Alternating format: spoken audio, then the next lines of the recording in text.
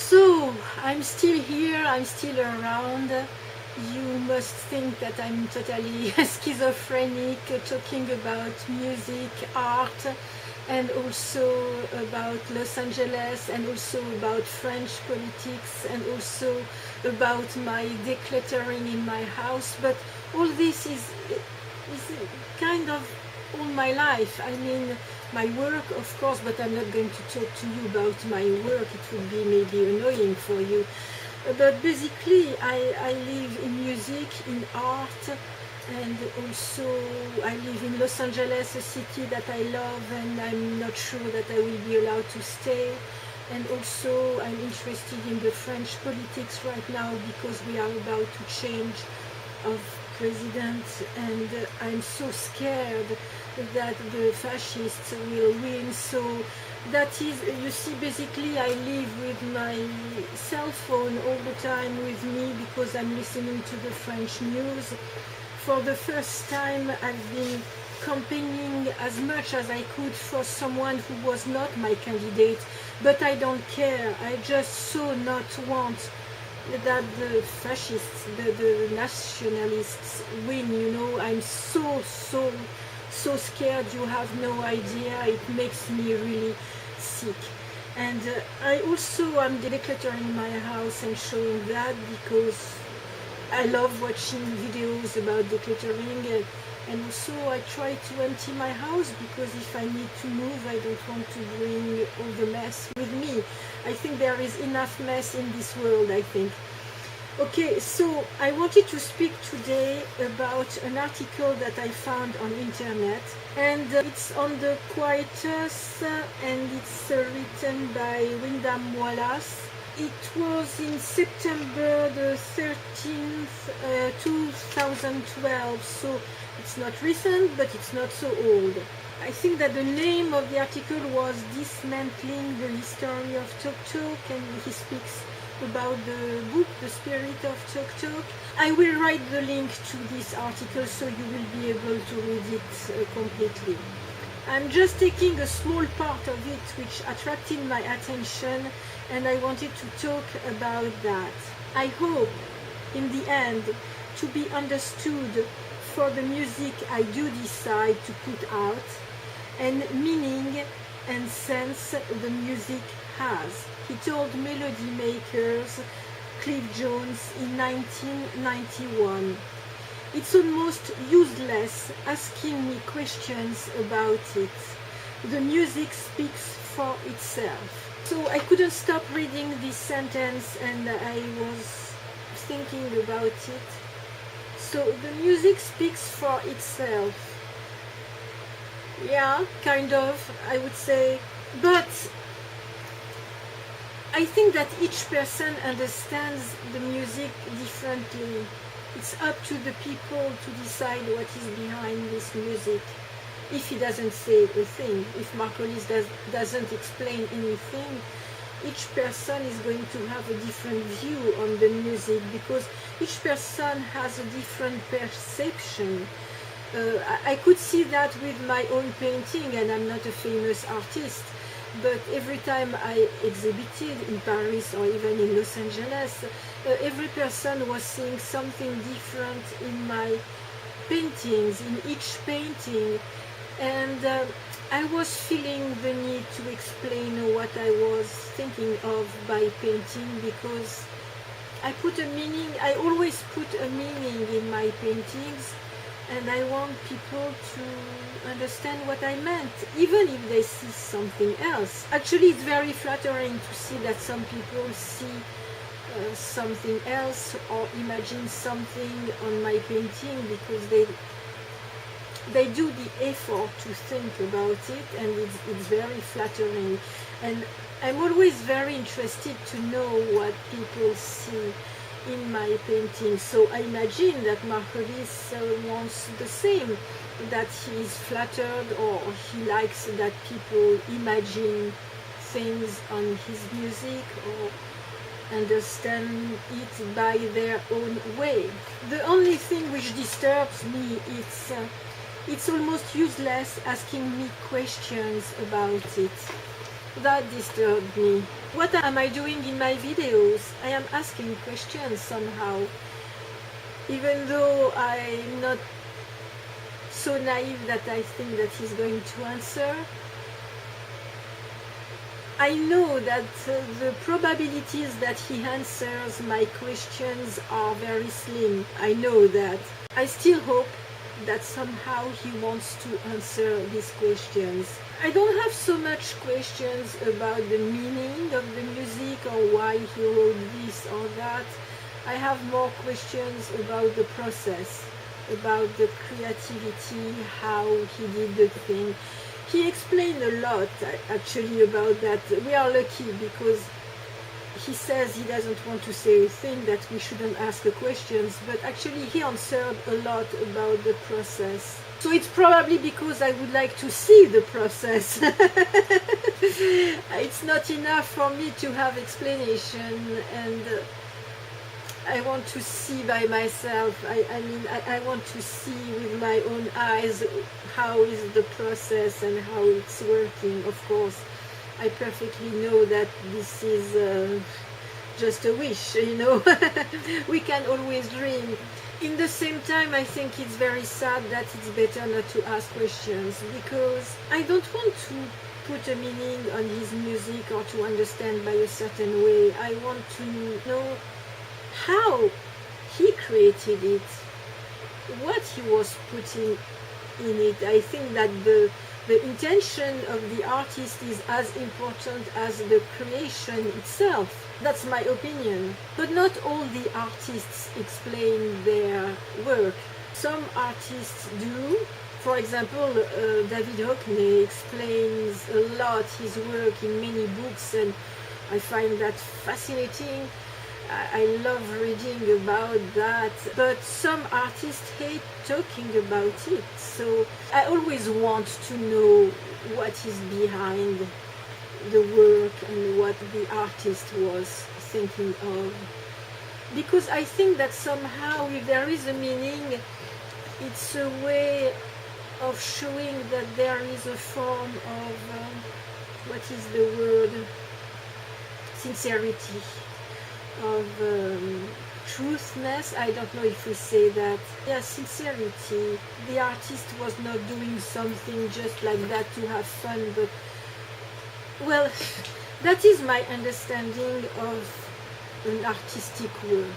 I think that any artist, when he or she creates, has a form of meaning or thought when he or she was doing the work. Sometimes things come just like that, but if you dig a little, you find a meaning behind the work, even if the artist didn't think about the meaning by doing it. I'm going to start the new painting. I know I said that since many weeks now. I'm actually going to do it. I cleaned my painting corner. I bought at IKEA a small cart and I organized it for my painting work. I will show you what I did. So here is my cart that I bought at IKEA, and I paid like $25 or $24 without the tax, so you add the tax on that. I managed to put all my brushes here, and what I did, wait a second, I'm going to remove this. So I sorted my painting colors so it's easier, and I didn't want to buy small boxes to put in here because the aim is to empty my house, not to fill it. So I just use boxes, tea box, to sort per color. So for example, if I need to search a color and I don't find it, I can always pull the box out and check more easily like that. And here are my blacks and here are my whites, and underneath I put the big tubes. Here I have very big tubes, and here are all my ochres, the ochres and special brown colors. And here I have more browns, like for example, most of them are burnt umber because it's a color that I use a lot. And here are the pinks, purple, and little things that I need, like charcoal for the drawing, for example. This is the tool to mount my cart, actually. And these are my brushes. Actually, I don't know why I put these ones here, because they are more for ink and watercolors. That is some goat brushes. For example, this is more for calligraphy and yes, watercolors. But otherwise, I use all these. It's mostly bristles and scientific and Martre. I'm sorry, it's very dark because it's already the night. And here I have a palette in paper, and this is, you know what it is. And I have another bigger palette here, and these are all my photos that I use for my paintings. So this one was for this painting. I always add some other photos in here. And this, it's in here, it's a small guide to know how to use the oil paint. I already know, but sometimes when I have a question, I check on here. And in this box, I have knives to paint. I don't often paint with knives. I mean knives for painting, not knives like you have in your kitchen. I don't often use that, but I like to have some. And I also use some Venetian medium that I mix with my paints. It allows the paints to dry a little faster and not to crackle with time. Otherwise, I have this that I don't use often. It's focus. It's a medium d'empattement. It's impasto medium, but I don't use it often. And this one, it's also for impasto. Someone gave that to me, but I never used it. But I keep it because I may need it for something specific. And I always have a rag, of course. And oh, this is some paint remaining that I put in a box, in a pot, in a container like that. But I must use it and finish it. But basically, that is how I work. Of course, a lot of colors. If you start oil painting, you don't need all this, you know. I have a lot. You know, if you start painting, just use the primary colors at the beginning, like a blue, maybe ultramarine blue, or maybe a cyan blue, a red, a true red, a yellow. And you need some white. You don't need some black. You can do your own black with maybe some brown, because you can do your own black with blue and brown. It will give you a very nice black. I gave you a few tricks to paint. So now I just have to do. I recommend this little cart, and it's very practical because it rolls. So it's a way for me to prepare myself to the painting. I need to put myself in the mood of painting. But this painting, I have difficulties to even understand why I want to paint that and what is the meaning in it. I don't even know myself. So I am trying right now to understand why I want to put what I want to put in it and what is the meaning of it. But I will start it before I understand. I suppose that once I start, the meaning is going to come. It already happened to me before, something like that.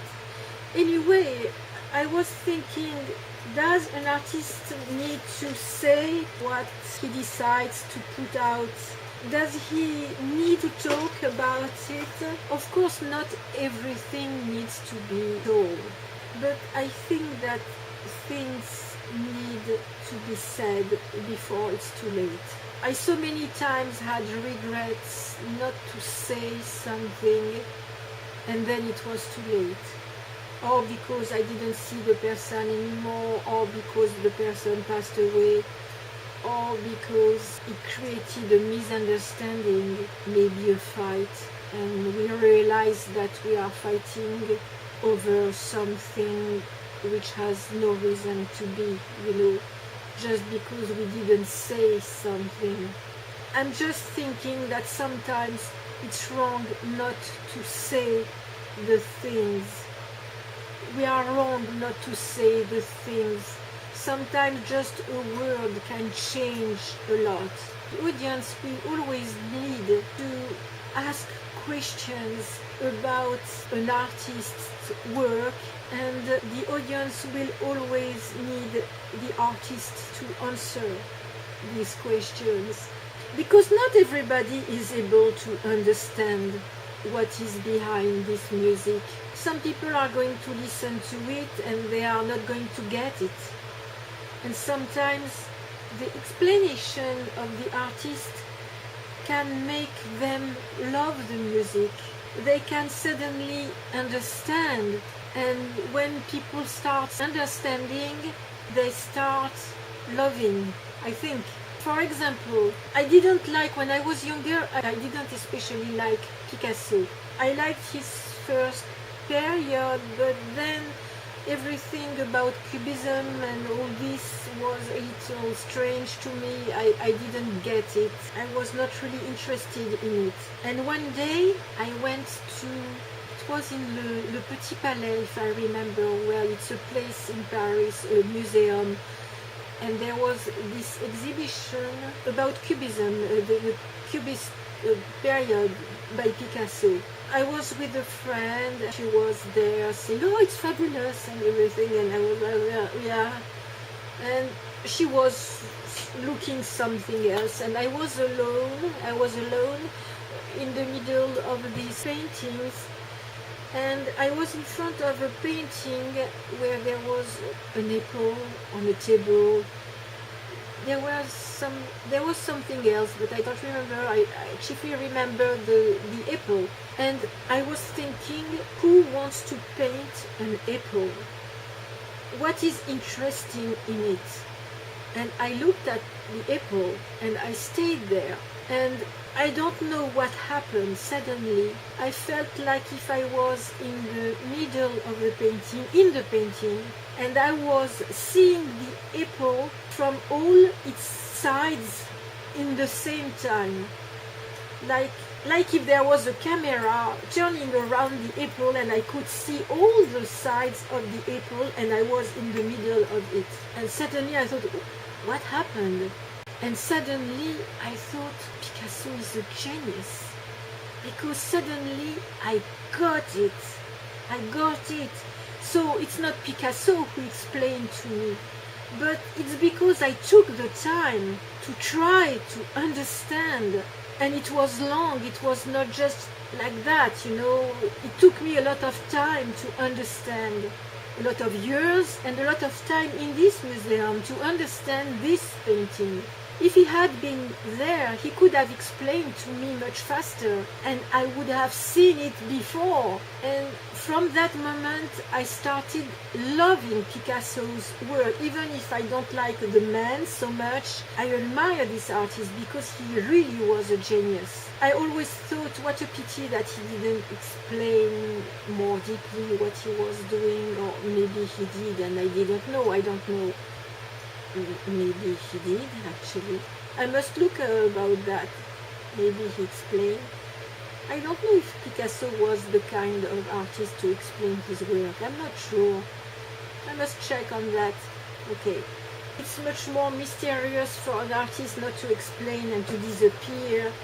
And we are just there waiting for I don't know what, and listening to the music and dreaming to have more explanation, and it never happens. I think there is something really sad in that. I regret that it happened like that. I'm not saying that Mark Hollis should say all his thoughts every morning, of course. Who wants to do that anyway? Maybe just me. But no, every morning, no, it would be a little too much. But sometimes an explanation is good. That's what I wanted to say. I would really like that. I would like that. I wanted just to have a little chat with you because it has been long since I didn't do that, and I was missing that actually. But as I was saying, I would do it only if I have something relevant and maybe a little interesting to say.